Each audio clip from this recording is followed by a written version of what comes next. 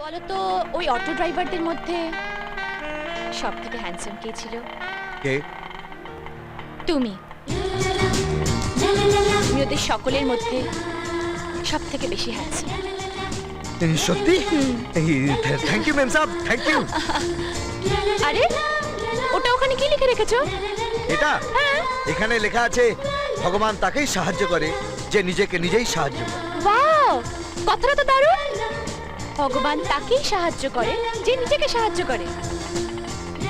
তার মানে তুমি কর্মে বিশ্বাসী।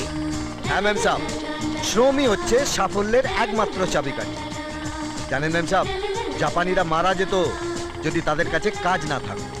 ব্রিটিশদের কাছ থেকে সম্মান কেড়ে নিন, ব্রিটিশরা মারা যাবে। আর বাঙালির কাছ থেকে কথা কেড়ে নিন তো বাঙালিরা মারা যাবে। তুমি তো দারুণ ভালো কথা বলো।